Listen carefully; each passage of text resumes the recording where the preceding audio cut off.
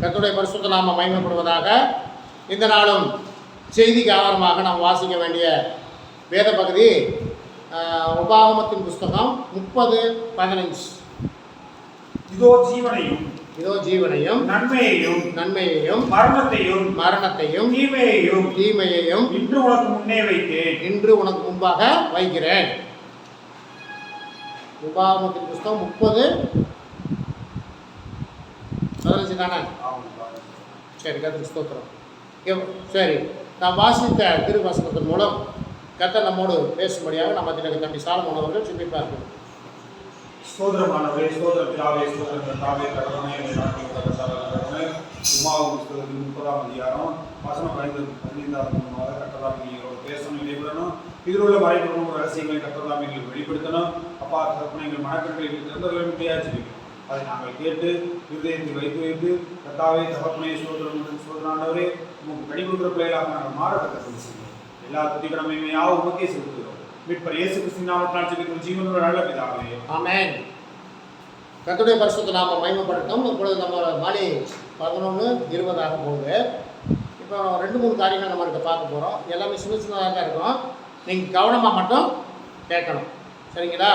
சரி, கர்த்தருக்கு ஸ்தோத்திரம். கடந்த வாரத்தில் ஒரு யூடியூப்பில் நம்ம 1ஆம் ஆண்டு ஸ்தோத்திர கூடத்துக்கு வந்து செய்தி கொடுக்க வந்திருந்த ஐயா ஒரு காரியத்தை சொன்னாங்க. நம்பு நாராயண ஐயா ஒரு காரியத்தை சொன்னாங்க. அவங்க ஒரு சபைக்கு செய்தி கொடுக்க போயிருக்கிறப்போ அந்த சபையில் உள்ள ஊழியக்காரரு விசுவாச மக்களை பார்த்து கேட்டாங்க. என்ன கேட்டாருன்னா, உங்களுக்கு ஆசீர்வாதம் யாரால் கிடைக்கும் அப்படின்னு சொல்லி கேட்டாங்க. சரி, என்ன பதில் சொல்லியிருப்பாங்க? சபை மக்களை பார்த்து ஊழியக்காரர் கேட்குறாரு, உங்களுக்கு ஆசீர்வாதம் யாரால் கிடைக்கும் அப்படின்னு கேட்டாங்க. நீ சொல்லக்கூடாது பதில். ஒரு வேளை சொல்கிறதா இருந்தால் கடைசியில் யாரும் சொல்கிறாங்கன்னா சொல்லு. உங்களுக்கு ஆசீர்வாதம் யாரால் கிடைக்கும்? சரி, ஆண்டவராக இயேசு கிறிஸ்துவினால கிடைக்கும். அப்புறம்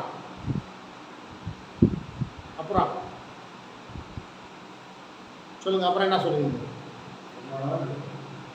சரி, இப்படி ஒவ்வொருத்தர் சொன்னாங்களா? பரிசுத்த ஆவியானவர்னாலதான் ஆசீர்வாதம் கிடைக்கும், இயேசு கிறிஸ்துவினாலதான் ஆசீர்வாதம், பிதானாலதான் ஆசீர்வாதம் கிடைக்கும் அப்படின்னு சொன்னாங்க. அந்த ஊழியக்காரர் சொன்னாரா, உங்களுக்கு ஆசீர்வாதம் என்னாலதான் கிடைக்கணும். உங்களுக்கு ஆசீர்வாதம் என்னாலதான் கிடைக்கணும் அப்படின்னாரா. இந்த ஐயா அங்கே உட்காந்துட்டு, இந்த ஐயாவுக்கு பயங்கரமான கோபமா, அங்கே செய்தி கூப்பிட்டுருக்காங்க. இவன் இந்த ஐயாவுக்கு பயங்கரமான கோபமா, என்ன சொல்கிறதுன்னு கோபம் அப்படியே பொறுத்துட்டு உட்காந்துருக்காரு. இப்போ சொன்னாரா அந்த ஊழியக்காரரு, எனக்கு இன்னைக்கு பிறந்த நாள்,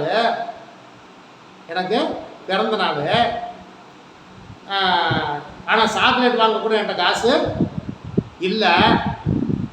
ஆனால் என்னால் தான் உங்களுக்கு ஆசீர்வாதம், நான் உங்களை ஆசீர்வதித்தாக்கா உங்களுக்கு ஆசீர்வாதம் வரும். சரியா? இது சரியான காரியமா? இது அந்த ஐயா சொன்ன செய்தி. சரி, அதில் சில காரியங்கள் நான் கூடுதலாக சில காரியங்களை நான் சொல்கிறேன். இப்போ ஆசீர்வாதம் உங்களுக்கு எப்படி வரும்? அருமையான பதில். ஆசீர்வாதம் வரணும்னா முதல்ல என்ன பண்ணணும்? இந்த கேள்வியை கடந்த வாரம் கர்த்தருடைய பிள்ளைகிட்ட கேட்டேன். அதை பெரியவங்களாம் யோசிச்சுக்கிட்டு இருந்தாங்க. கடைசியில் என் மகவர்களை தான் கேட்டேன். கடைசியில் எப்போவுமே என் பேத்தி ஜெர்ஸா எப்போவுமே சிலது பதில் சொல்ல மாட்டேன். அன்றைக்கி டக்குன்னு அடிச்சா வந்த ஆசீர்வாதம் எனக்கு வேணும்னா என்னால் தான் வரும். ஆசீர்வாதம் எனக்குன்னா என்னால் தான் எனக்கு ஆசீர்வாதம் வரும். அப்போ இந்த பதில் சொல்லணும், யோசிக்கணும். இப்போ எனக்கு ஆசீர்வாதம் வரணும்னா எனக்கு எப்படி வரும்? எனக்கு ஆசீர்வாதம் வேணும்னா எப்படி வரும்? நான் கர்த்தருடைய வார்த்தையில் நடக்க மாட்டேன், ஆசீர்வாதம் வரணும்னா எப்படி வரும்? புரிஞ்சுக்கிட்டீங்களா? உங்களுக்கு ஆசீர்வாதம் வேணுமா? உங்கள் குடும்பத்துக்கு ஆசீர்வாதம்னா நீங்கள் என்ன நினைக்கிறீங்க? ஆசீர்வாதம்னா என்ன நினைக்கிறீங்க? வீடு நிறைய பணம், வீடு, காரு, பங்களா, வீடு நிறையா துணி, அது ஆசீர்வாதமா? நாம் கர்த்தருக்குள் நிலைத்திருந்தாவே அதுவே ஒரு பெரிய ஆசீர்வாதம். அப்போ உங்களுக்கு ஆசீர்வாதம் வேணும். ஏன்னா ஆண்டவர் சொல்லிட்டாரு, முதலாவது தேவனுடைய ராஜ்யத்தை அவருடைய நீதியையும் தேடு, மற்றதெல்லாம் உங்களுக்கு கூட கொடுக்கப்படாது. மற்றதெல்லாம் உங்களுக்கு கூட கொடுக்கப்படும் ஆண்டவர் சொல்லிட்டாரு. அப்போ நீ தேட வேண்டியது எது? அவருடைய ராஜ்யத்தையும் அவருடைய நீதியையும் தேடுங்க. புரிஞ்சுக்கிட்டீங்களா? ஆகவே பாருங்க, சரியாக சொல்லுச்சு. அப்புறம் நீங்கள் அவங்கள்ட்ட சில காரியம், நீங்கள் கர்த்தருடைய பிள்ளைகளாக இருக்கீங்க, நீங்கள் சிறு பிள்ளைகளாக இருக்கீங்கன்னு யோசிக்காதீங்க. நீங்கள் வந்துட்டு தனியாக ஜெபம் பண்ணி பழகிக்குங்க அப்படின்னு சொல்லி என்னுடைய பேரனுக்கும் பேத்திக்கும் சொன்னேன். இப்போ ஜெபம் பண்ணுறது என்ன பண்ணுவீங்க? ஜெபம் பண்ணுறோம். ஜெபம் பண்ணால் என்ன ஜெபம் பண்ணுற அப்படின்னு கேட்கும்போது, முதல்ல ஜெபம் எப்படி ஆரம்பிக்குவேன் அப்படின்னு சொன்னோன்னா ரெண்டு யோசிச்சுக்கிட்டு இருந்துச்சுங்க. சரி, அப்புறம் நீங்கள் எப்படி ஜெபம் பண்ணணும் அப்படின்னா, முதலாவது முழங்கால் படிக்கிடணும். அடுத்து என்ன பண்ணணும்? கர்த்தருடைய சமூகத்தில் கர்த்தருடைய பாதத்தில் தாழ்த்தணும். கர்த்தருடைய பாதத்தில் தாழ்த்தணும் அப்படின்னா எப்படி தாழ்த்தணும்னு சொன்னால் அதுக்கு புரியல. சரி, முழங்கால் போடுங்க. இப்போ ஒரு நெத்தி தரையில் போய் பண்ணுற மாதிரி செய்ய அப்படி இப்படி தான் கர்த்தருடைய சமூகத்தில் தாழ்த்தணும் அப்படின்னு சொன்னால், சரி, இப்போ கர்த்தருடைய பாதம் எங்கே இருக்குன்னு கேட்டேன். கர்த்தருடைய பாதம் எங்கே இருக்குன்னு கேட்டேன். அவன் அடிச்சான் பாருங்க. கர்த்தருடைய பாதம் இதுதான். வானம் எனது சிங்காசனம், பூமி எனது பாதப்படின்னு ஆண்டவர் சொல்லியிருக்காரு. இப்போ ஆண்டவருடைய பாதம் இங்கே தான் இருக்குது. அப்போ வந்து என்னன்னு கேட்டிங்கன்னா,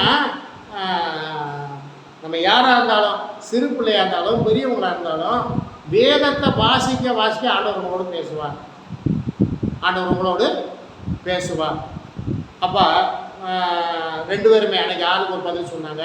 அப்புறம் பேசிக்கிட்டு இருந்து, எங்களுக்காக ஜெபம் பண்ணுங்கள், எனக்கு நிறையா பலவீனம் இருக்குது, எங்களுக்காக ஜெபம் பண்ணுங்கள், கர்த்தருடைய வருகைக்கு ஆயத்தப்படுங்க அப்படின்னு சொல்லிட்டு சில புத்திமதிகளை சொல்லிட்டு நாங்கள் கிளம்பி வந்துட்டோம். ஆகவே பாருங்கள், இப்போ நமக்கு என்ன நம்ம இதிலிருந்து தெரிஞ்சுக்கிறது என்னன்னு கேட்டிங்கன்னாங்க, உபாகமம் 30:15 என்ன சொல்லுது? இதோ ஜீவனையும் நன்மையையும் மரணத்தையும் தீமை என்று உனக்கு முன்பாக வைக்கிறேன். இப்போ நமக்கு முன்பாக என்னத்தை வச்சிருக்கிறாராமா? ஜீவனையும் நன்மையும் வச்சிருக்கிறாரு. நீ ஜீவனும் நன்மையும் அடையணும்னா நீ என்ன செய்யணும்? நம்ம என்ன செய்யணும்? கர்த்தருடைய வழியில நடக்கணும். உனக்கு ஜீவனும் நன்மையும் வேணும்னா கர்த்தருடைய வழியில நட. அடுத்த பின்பகுதி என்ன சொல்லுது? மரணத்தையும் தீமையும் என்று உனக்கு முன்பாக வைக்கிறேன். இப்போ மரணத்தையும் தீமையுமே நம்ம நன்மையில வச்சிருக்கிறாரு. இப்போ மரணமும் தீமையும் நமக்கு வரணும்னா என்ன செய்யணும்? கர்த்தருடைய வழியை கற்றுக்கொள்ள வேணாம், கர்த்தருடைய வழியில் நடக்க வேண்டாம். போதும், வேற நீங்கள் ஒன்றும் செய்ய வேணாம். உங்களுக்கு நன்மையும் ஜீவனம் வேணும்னா கர்த்தருடைய வழியை நடங்க. கர்த்தருடைய வழியை கற்றுக்கொள்ளுங்க, கர்த்தருடைய வழியை நடங்க. அடுத்த வசனத்தை வாசிங்க. நீ பிழைத்து பெருகும் படிக்கும். நீ சுதந்திரிக்க போகிற தேசத்தில் உன் தேவனாகிய கர்த்தர் உன்னை ஆசீர்வதிக்கும் படிக்கும். நீ உன் தேவனாகிய கர்த்தரில் அன்பு கூறவும் அவர் வழிகளில் நடக்கவும் அவர் கற்பனைகளையும் கட்டளைகளையும் நியாயங்களையும் கை கொள்ளவும் நான் என்று உனக்கு கற்பிக்கிறேன். கர்த்தர் கற்பித்திருக்கிறார். நீ இப்போ உனக்கு நன்மையும் ஜீவனும் வேணுமா? கர்த்தருடைய வழியில நட. அடுத்த வசனம். நீ கேளாதபடி மனம் பேதித்து. அது என்னங்க மனம் பேதித்துனா என்னது? மனம் பேதித்துனா என்னது? சரி, அந்த இதைத்தாயா சொல்லிக்கிட்டே இருக்கிறாங்க. அதை படி படி படி படின்னு பேதித்து, அலட்சியம், மனம் பேதித்து இழுப்புண்டு போய் வேற தேவர்களை பணிந்து அவர்களை சேவிப்பாயானால் நீ சுதந்திரிக்க போகிற யோர்தானை கடந்து போகிற தேசத்தில் நெடுநாள் வாழாமல் நிச்சயமாய் அழிந்து போவீர்கள் என்பதை உங்களுக்கு அறிவிக்கிறேன். 19. நான் ஜீவனையும் மரணத்தையும் ஆசீர்வாதத்தையும் சாபத்தையும் உங்களுக்கு முன்பாக வைத்தேன் என்று உங்கள் மேல் வானத்தையும் பூமியையும் என்று சாட்சியாக வைக்கிறேன். நான் இன்னைக்கு சாட்சியாக இருக்கிறேன். கர்த்தருடைய ஊழியக்காரனாகிய நானும் உங்களுக்கு சாட்சியா வைக்கிறேன், வானத்தையும் பூமியை சாட்சியா வைக்கிறேன். நீங்க கர்த்தருடைய கட்டளைகளில, கர்த்தருடைய வார்த்தையில நீங்க கடைபிடித்து பின்பற்றி நடந்தா உங்களுக்கு ஜீவன நன்மையும் கிடைக்கும். நான் நடக்க மாட்டேன் அப்படின்னு சொல்லி வேதளித்து நீங்கள் இருந்தீங்கன்னா, அதை வாயில சொல்லல, கர்த்தருடைய வசனம் சொல்லுகிறது. ஆகையால் நீயும் உன் சந்ததியும் பிழைத்திருக்கும்படி நீ ஜீவனை தெரிந்து கொண்டு, நீ ஜீவனை தெரிந்து கொண்டு. வாசிங்கள் கலாத்தியர் 3:9 வாசிங்க. கலாத்தியர் 3:9 வாசிங்க.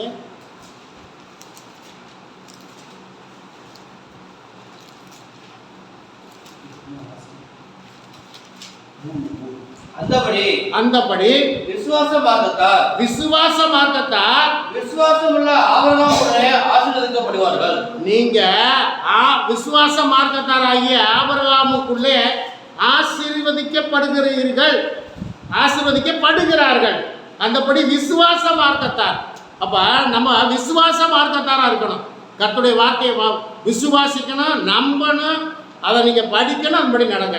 அப்படின்னா விசுவாச மார்க்கத்தார் விசுவாசம் உள்ள ஆபிரகாமுடனே ஆசீர்வதிக்கப்படுகிறார்கள். வாசிங்கள் எபேசியர் 1:3 வாசிங்க.